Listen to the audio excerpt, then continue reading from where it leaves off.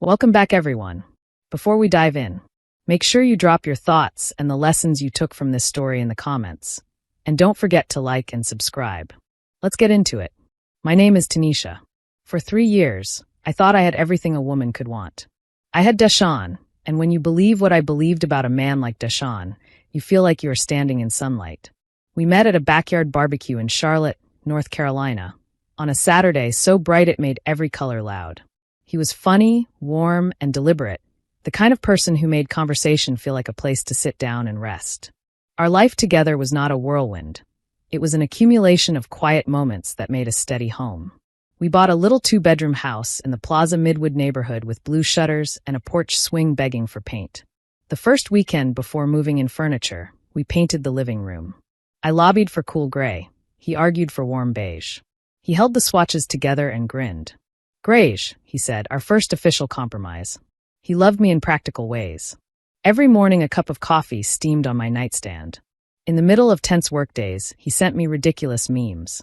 For our 3-year anniversary, he framed a map of Charlotte and pinned the exact spot at Freedom Park where we met. The note said, "The most important place in the world." We planned a small fall wedding in Asheville at a converted barn with beams like rib bones and a stone fireplace wide enough to sit on. I called my mother on the porch swing and told her everything. The dress with long lace sleeves, the menu, the cider I had picked for a toast. I could hear her happiness lift through the line. "He is a good man," she said. "I can hear your lightness." My father liked him. My cousin Keisha liked him. Everyone liked him, and so did I. The future felt certain in the way good roads feel certain. One Tuesday after work, our ritual night, I came home with groceries and mail, and the house was silent. No news murmuring on the television. No sounds from the garage. A glass of whiskey sweated on an end table, making a ring. I found him in the den, folded into his leather chair, staring at light draining from the window. "Tire pizza?" I asked, aiming for normal. He did not turn. "I am not hungry." Deshaun was always hungry. I touched his shoulder and felt a block of wood. "Is it work?" I asked.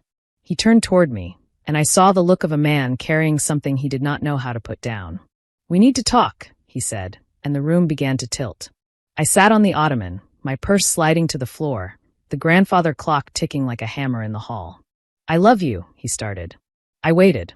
"I made a mistake," he said, and I felt the floor tilt more. He told me it happened on a weekend when we fought, when I stayed with my cousin Keisha 2 nights to cool off. I was drinking. I was lonely. I did something I cannot take back. All the fears I knew how to imagine lined up. None of them were right. "Who is she?" I asked, and his eyes lifted like a man choosing whether to jump. His wedding band, simple gold, turned around and around on his finger. "It was a one-time thing," he said, drunk and stupid. "It meant nothing." "Who?" I asked again. He looked at me and said a name, and the sound did not make sense at first. Then it did. "Latrice. My sister." The room warped. The rug's pattern buckled. A thin whine rose in my ears. I braced my hands on the ottoman, as if I were on a ship. I whispered, "No," and he said he wished it were not true. My mind began unspooling images. Latrice laughing too loudly at dinner. A Saturday he spent fixing her faucet while I was at a conference. Hugs held a second too long. Every memory inverted and turned into a sign I had ignored. "There is more," he said, and I knew the worst had not arrived yet. He stared at a point on the wall. "Latrice is pregnant." The numbness vanished in a flash of heat I did not know I could feel. I stood so fast the ottoman jumped and smacked the table leg. "Get out," I said. He held up his palms. "Listen," he said in that voice he used in negotiations at work, reasonable and cold. "We have to think about your parents." He laid out a strategy as if I were a client. "No one has to know," he said. "We move up the wedding. We tell people we are starting a family. When the baby arrives, everyone will assume it is ours. We protect your mother's heart. We protect your father's pride. We save Latrice's reputation. It is the mature decision." Then he gave me a choice that was no choice at all. "You can marry me and raise the baby as ours," he said, "or I will do right by Latrice and marry her." He looked at me like a man walking me through a business case. "If you refuse, the family breaks because of you. You will be the one who hurts your parents." He put all of it at my feet. He had built a trap out of shame and called it responsibility. I did not sleep. He took the guest room to show his care. I paced, then sat on the office floor beneath a photograph of me and Latrice as children on a pier in Wilmington, North Carolina. Two girls with braids, gap teeth, and sunburned noses. We had been inseparable once. I cried until I was emptied. Then, as dawn grayed the blinds, the grief cooled and hardened into a quiet, exact anger. In the morning, he emerged with the calm of someone who trusted his own plan. "Did you sleep?" "No," I said. "But I made a decision." I watched relief flick his features. "You are right," I said, and the lie scraped my throat. "We have to protect the family. I will marry you." He moved in for a hug. I stopped him with my palm. "Not yet," I said. "Give me time." He nodded, satisfied. He believed he had won. The first person I called was Keisha. We met at a diner off Independence Boulevard, cracked booths, weak coffee, and anonymity. I told her everything. She listened without flinching. "This is not an affair," she said at last. "This is a hostile takeover. We treat it like a case. You stay put. You act compliant. You gather evidence. Arrogant men leave crumbs." That night while the shower ran, I lifted his phone from the kitchen charger. Passcode 0814, our anniversary. A sour taste hit my mouth. I opened messages and found Latrice. The thread went back months. "Are you sure?" She wrote. "What if she changes her mind? I feel sick about this." He wrote, "She will come around." She agreed to the plan. "We are protecting everyone. Our plan is working. Our plan." She was not a bystander. She was a partner. I photographed everything and sent the images to the secure address Keisha set up. I put his phone back exactly as I found it. When he walked in wearing a towel, he smiled. "Feeling better?" "A little," I lied. He kissed my forehead. He had no idea I had moved from shock to strategy. For a week, I played the hurting fiancé who had made peace with a noble narrative. I was quiet and agreeable. I answered Latrice's stilted call with the same phrase. "I need time." Behind that mask I worked. Keisha coached me through each step. Backup files, save copies offsite, note dates. And then, because the arrogant leave gifts, the final piece arrived wrapped in noise and alcohol. 2 weeks before the party, Deshaun went out to celebrate a minor win. Near midnight he called. I let it ring. A voicemail notification appeared. I pressed play and heard bar clatter and his voice, loud and slurring, talking to someone he thought was his friend Corey. He had accidentally called me. "You are not going to believe how well this is working," he crowed. "Tanisha bought it. Hook, line, and sinker." He kept going. "It was her idea to throw a huge engagement party. She is planning a celebration for me knocking up her sister. She is trapped. She has no choice. No woman wants a canceled wedding." He laughed. I listened twice, then recorded the message into Keisha's laptop with the software she installed. I saved it as an audio file, emailed a copy to myself, stored it on a thumb drive labeled party music, and hid it in my jewelry box. Now I had a confession in his own voice. Not a text thread that could be framed as nuance. Proof. The next morning, I made pancakes in a scene. Sunshine. The Sunday paper. Bacon sizzling. "If we are going to do this, we cannot sneak to the courthouse," I said, as if thinking aloud. "People would talk. We need to show unity. We should throw an engagement party. Big. We will announce the new date and the baby at once." He studied my face, suspicion flickering, then cooling into satisfaction. "That is brilliant," he said, and took my hand. He believed the public lie would seal me into it forever. I called Latrice later and said words that tasted like metal. "We will do this as a family. We will make it right." She cried and praised my grace. I said, "We are sisters. We look out for each other." My voice sounded like glass. I booked a hall near Asheville for its sound system, the same converted barn we had loved before our life tilted. I met with the audio technician and practiced how to plug in my phone. "I have a surprise for him," I said, smiling. A little walk down memory lane. The guest list was a study in design. Our parents, aunts and uncles, cousins, college friends, neighbors, Deshaun's boss, Mr. Caldwell, who was considering him for partner. No empty chair left for denial. I chose a dress in a deep, unapologetic red. In the mirror, I did not look like a sobbing fiancé. I looked like a person who knew her line and would not cross it. The hardest part was my parents. My mother called each day bursting with joy. "A baby and a wedding," she said, breathless. "What a blessing." My father said, "I am proud of you," and I pressed my hand to my eyes after every call. The day before the party, Latrice arrived with a casserole and a bottle of sparkling juice. She sat at my counter and watched me arrange flowers, her sweater soft over a barely there curve. She put her hand on my arm and called me a saint. I patted her hand and said, "We're sisters." There are sentences that sound like love and function as warnings. She could not hear the difference. The party evening arrived, early autumn cool. Maple leaves burned orange outside the windows. Fairy lights hung from beams. The room glittered with the illusion of joy. Deshaun stood beside me near the entrance, greeting guests with his arm banded around my waist. Latrice arrived with our parents, glowing in powder blue. She hugged me so hard I could feel her heartbeat. My father squeezed me and said again, "I am proud of you." The words were a weight and a blessing. Conversations rose like warm air. A jazz trio played. Deshaun entertained Mr. Caldwell with easy charm. Latrice accepted our mother's cooing attention with a hand resting on her stomach. I moved through the room, smiling until my face hurt. Keisha found me and pressed a glass of sparkling water into my hand. "The microphone is live," she whispered. "The cable is on the lectern. When you are done, walk straight to me." The catering manager tapped the microphone. "May I have your attention?" The happy couple would like to say a few words. Applause rolled through the room. Deshaun took the stage with me, still touching me like I belonged to him. "We are overwhelmed," he said into the microphone with practiced sincerity. "Family and friends together, it means everything." He turned toward me, smiling like a picture for a brochure. "My beautiful fiancé has something to share." I stepped forward and looked out at the crowd. My mother's bright eyes, my father's careful joy, cousins, friends, neighbors, elders, Deshaun's colleagues. "Thank you for being here," I said, steady, kind. "It means so much to share our future with you." I paused. "We have other news. We are starting a family." Joy rippled through the room. My mother lifted her hands to her mouth. People clapped. Deshaun kissed my temple on cue. "The father," I said, and my voice cooled, "is my fiancé, Deshaun."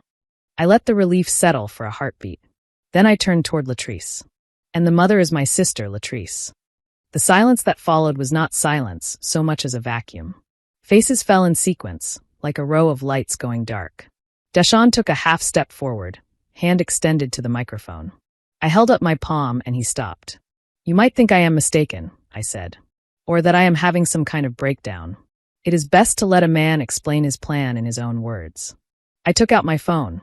Calmly I plugged the cable into the port, found the file labeled party music, turned the volume to maximum, and pressed play. His voice filled the beams. "You are not going to believe how well this is working. Tanisha bought it. Hook, line, and sinker. She is planning a party to celebrate me knocking up her sister. She is trapped. She has no choice." Each laugh landed like a nail in oak. When the audio ended, no one moved. Mr. Caldwell stared at Deshaun like a stranger. My father's face drained, then reddened into something dangerous and still. Deshaun's mouth opened and closed. Latrice sobbed into both hands. My mother swayed, and an aunt guided her to a chair. I leaned into the microphone one last time. "There will be no wedding," I said. "My engagement to Deshaun ends now. I will not marry a man to hide his scandal.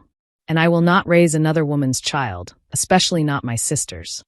I looked across the room at the people who loved me and had believed the picture in their hands. "I am sorry you had to hear this here. Lies grow in the dark. They die in the light." I set the microphone down. I walked off the stage past tables covered in white linen and eucalyptus, past stunned faces, past my weeping mother and my stone-still father, toward the back door where Keisha waited. Keisha drove while I stared out at Charlotte's quiet streets. My phone vibrated without pause. She handled messages, called my parents with the few words that could be said, and did not let me pick up. The fallout was immediate. The party ended in shouting. My father, who is not a man of raised voices, told Latrice not to set foot in their house until she learned what decency looked like. He told Deshaun that if he came near me again, he would call the police. Deshaun's parents were humiliated and furious, but their fury faced the right direction. They pulled him out by the elbow. Mr. Caldwell withdrew his consideration for partner by morning. At the insistence of both families, Deshaun pledged financial responsibility for the baby.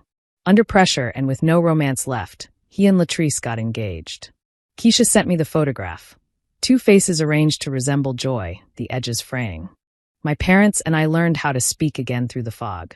My mother cried every time we talked. My father was quiet, then careful, then steady. One night he called just to say, "I am sorry I did not see him clearly. I am proud of you." Those words landed like bricks that build something safe. Latrice sent long emails full of explanations dressed as apologies. I read the first lines and deleted them all. I moved out of our house as if I were dismantling a museum of a life that never existed. The gray paint mocked me. I gave away furniture, sold the house quickly, and kept only what fit into my car. I drove east without a plan, toward the water and a place where no one knew my name. In Wilmington, I found a small apartment with a balcony facing a sliver of ocean and the sound of waves at night. I left my corporate job and took a position at a public library. The days were quiet in a way that rebuilt me, guiding a child to the right story, stamping due dates, listening to the soft shuffle of pages. I walked the beach in the evenings, let the wind take what it could, and learned the names of seabirds. Healing did not arrive with trumpets. It arrived one undramatic morning at a time. A few months later, Keisha told me Latrice had a boy. I felt something like the hush after a door closes. I did not send a gift. I did not send a message. Their life together hardened into the outcome they had chosen. Obligations paid monthly, resentment accruing interest, a story bound by the paper they signed under fluorescent courthouse light. People who lie to avoid scandal sometimes get the life they tried to force. I stayed with the smaller things that made sense. The librarian who brought me coffee on Wednesdays. A neighbor who watered my plants when I visited my parents in Charlotte again, and we talked not about Latrice, but about the stubbornness of herbs and the price of peaches. I learned to sit with quiet without mistaking it for absence. I learned the kind of strength that does not announce itself. I started dating slowly. I led with the truth in simple portions. I listened to how men spoke about accountability and about women when they thought no one was measuring the words. I trusted my instincts and stopped apologizing for my boundaries. Respect, once surrendered, is not easily recovered. I had no interest in surrendering again. When people asked why I did what I did the night of the party, I told them the truth. Love that asks you to disappear is not love. It is compliance. Protecting a family at the price of your own integrity is not maturity. It is a quiet erasure. I refused to live erased. I did not choose scandal for its own sake. I chose light because darkness was killing me. One evening, the sky outside my balcony turned the color of bruised plums and then softened into gray. I made dinner and placed my phone face down. The map of Wilmington's streets hung on my wall, thin lines marking neighborhoods I had learned by walking. I thought of the lectern, the cable, the file named party music, and the sound of my own voice, steady and final. I had not won anything. I had simply refused to lose myself. Later that season, my father came to visit the coast. We sat on the sand with paper cups of coffee, our shoes off, and watched a fishing line cut its patient arc into the surf. "You did right," he said without ceremony. "You told the truth." He did not need to say more. We walked the pier and named the gulls. Sometimes healing is not a speech. It is a companionable silence that does not hide anything. I do not think often about what would have happened if I had stayed. When the thought tries to build itself, I open the door and let it leave. I think instead about the day I chose to stop rewarding tactics that corrode trust. I think about how a life can rebuild on plain habits. Opening blinds, brewing coffee, shelving books, telling the truth. There is nothing dramatic about that. That is the point. Occasionally, a number I do not recognize will appear on my phone and disappear, and I will feel nothing but a cool, clean space where panic used to bloom. Keisha will text me a photograph of her daughter with braids flying on a playground, and I will laugh out loud at nothing in particular. When I pass a shop window and see a red dress, I do not think of fire. I think of steadiness. In Charlotte now, my parents' porch is again a place for ordinary weather and conversations about tomatoes. My mother sometimes goes very quiet, then touches my wrist and says, "I am grateful for your clarity." I squeeze her hand. Clarity is a kind of love when it is offered gently. It is also a line. I carry it into every room I enter. If there is a final scene, it is not an audience and a microphone and a confession echoing off beams. It is an evening in a small kitchen with onions sweating in a pan and windows reflecting the last light. It is a map on a wall and shoes by a door. It is a woman setting a table for herself without apology and hearing the ocean turn itself over again and again as if practice were prayer. I live a life that is not a victory march. It is a steady pace. The only test left is the kind you choose on purpose. Say what is true, today and tomorrow again. The scandal ended the moment I refused to carry it. The peace began the moment I chose not to live inside a lie. If you enjoyed this story, please like, comment, and share this video with your friends. Subscribe and turn on the notification bell so you never miss a powerful story drop.